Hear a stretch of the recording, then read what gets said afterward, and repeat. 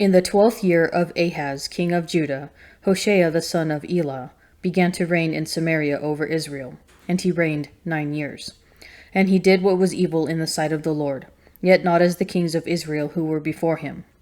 Against him came up Shalmaneser, king of Assyria, and Hoshea became his vassal and paid him tribute. But the king of Assyria found treachery in Hosea, for he had sent messengers to So, king of Egypt, and offered no tribute to the king of Assyria, as he had done year by year. Therefore the king of Assyria shut him up and bound him in prison.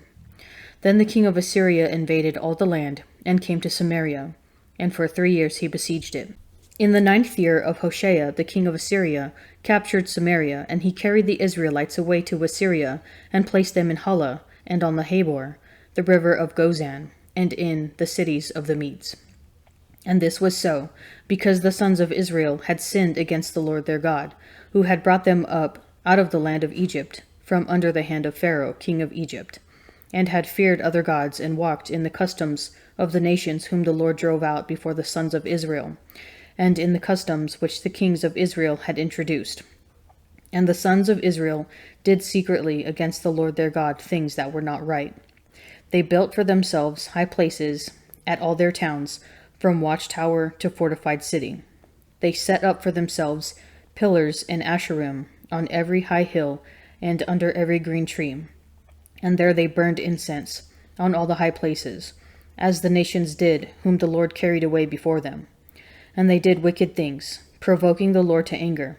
And they served idols, of which the Lord had said to them, "You shall not do this."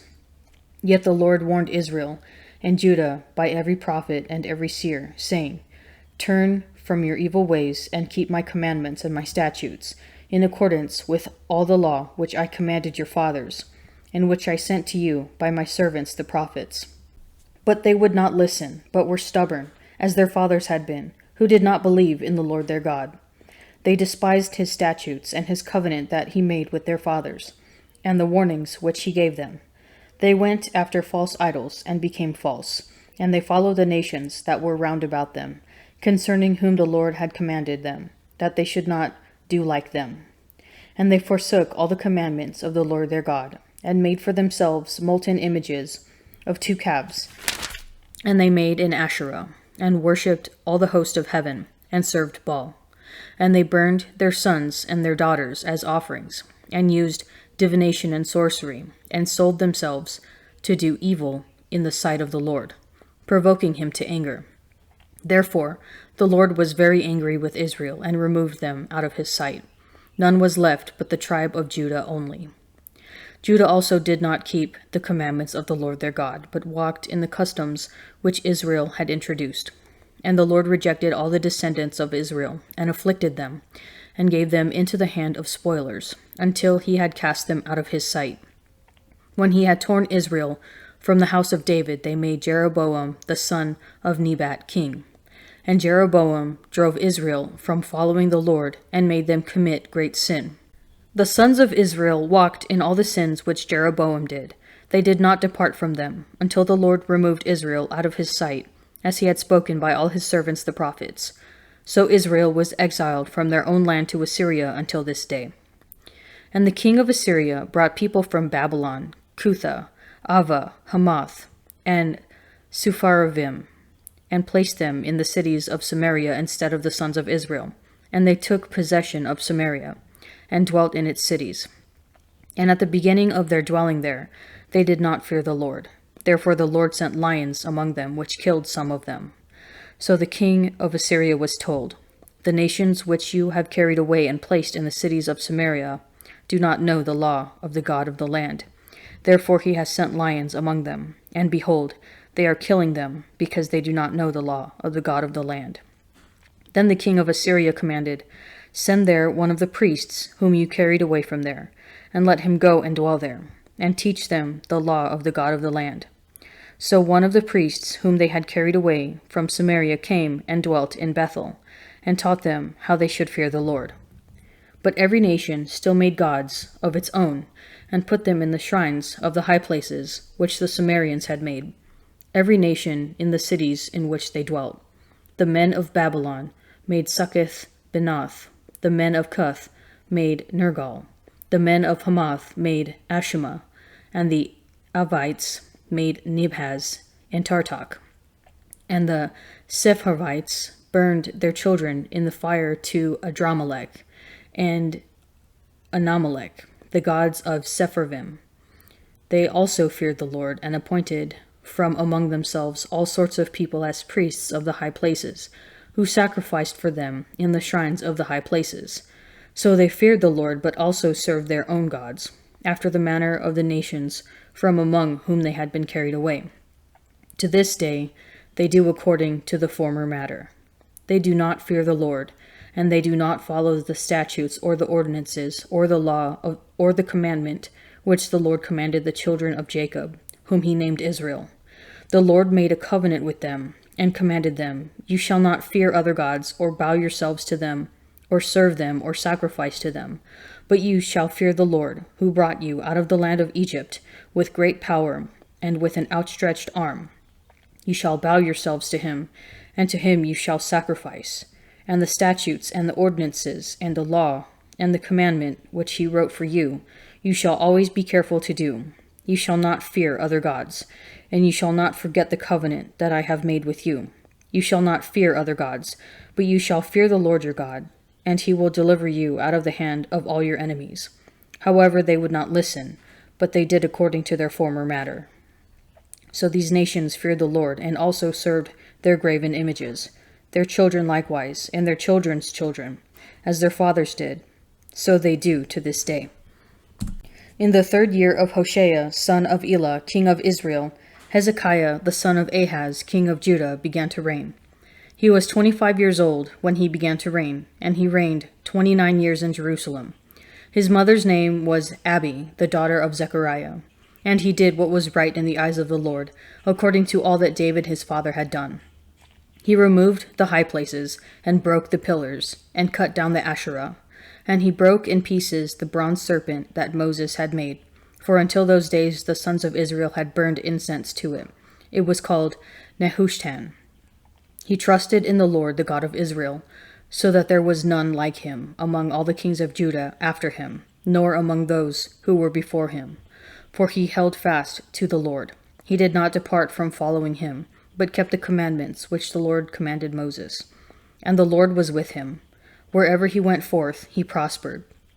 He rebelled against the king of Assyria, and would not serve him. He struck the Philistines as far as Gaza and its territory, from watchtower to fortified city.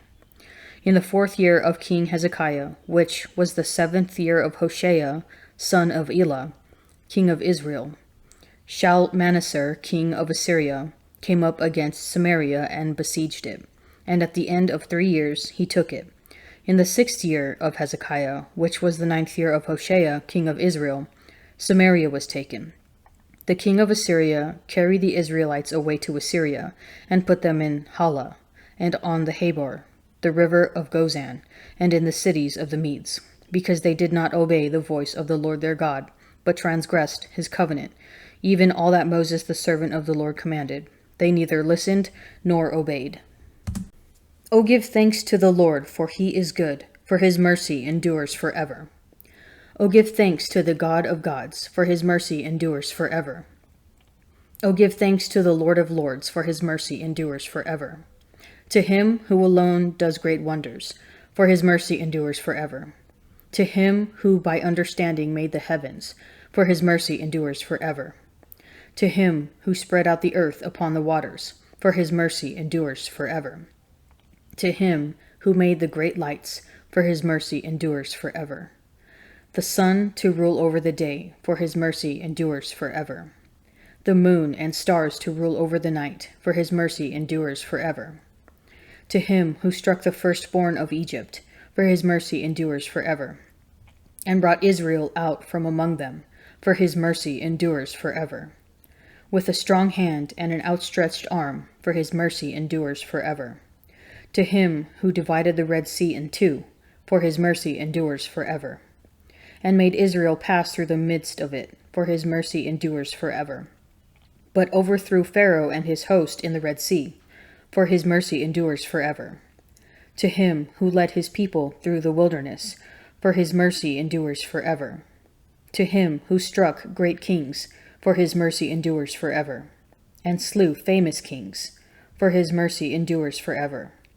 Sihon, king of the Amorites, for his mercy endures forever. And Og, king of Bashan, for his mercy endures forever, and gave their land as a heritage, for his mercy endures forever. A heritage to Israel his servant, for his mercy endures forever. It is he who remembered us in our low estate, for his mercy endures forever, and rescued us from our foes, for his mercy endures forever. He who gives food to all flesh, for his mercy endures forever. O give thanks to the God of heaven, for his mercy endures forever. Then Pilate took Jesus and scourged him, and the soldiers plaited a crown of thorns, and put it on his head, and clothed him in a purple robe. They came up to him, saying, Hail, King of the Jews, and struck him with their hands. Pilate went out again, and said to them, Behold, I am bringing him out to you, that you may know that I find no crime in him. So Jesus came out, wearing the crown of thorns and the purple robe. Pilate said to them, Here is the man. When the chief priests and the officers saw him, they cried out, Crucify him, crucify him. Pilate said to them, Take him yourselves and crucify him, for I find no crime in him. The Jews answered him, We have a law, and by that law he ought to die, because he has made himself the Son of God. When Pilate heard these words, he was even more afraid. He entered the praetorium again and said to Jesus, Where are you from? But Jesus gave no answer. Pilate therefore said to him, You will not speak to me? Do you not know that I have power to release you and power to crucify you? Jesus answered him, You would have no power over me unless it had been given you from above. Therefore, he who delivered me to you has the greater sin. Upon this, Pilate sought to release him, but the Jews cried out, If you release this man, you are not Caesar's friend. Everyone who makes himself a king sets himself against Caesar. When Pilate heard these words, he brought Jesus out and sat down on the judgment seat at a place called the Pavement, and in Hebrew, Gabbatha. Now it was the day of preparation of the Passover. It was about the 6th hour. He said to the Jews, Here is your king. They cried out, Away with him! Away with him! Crucify him! Pilate said to them, Shall I crucify your king? The chief priests answered, We have no king but Caesar. Then he handed him over to be crucified. Hezekiah demonstrates how conversion works. He cleans out the old sins, tearing down pagan shrines, and renews the nation's commitment to the Lord. Simply, he trusted in the Lord, the God of Israel.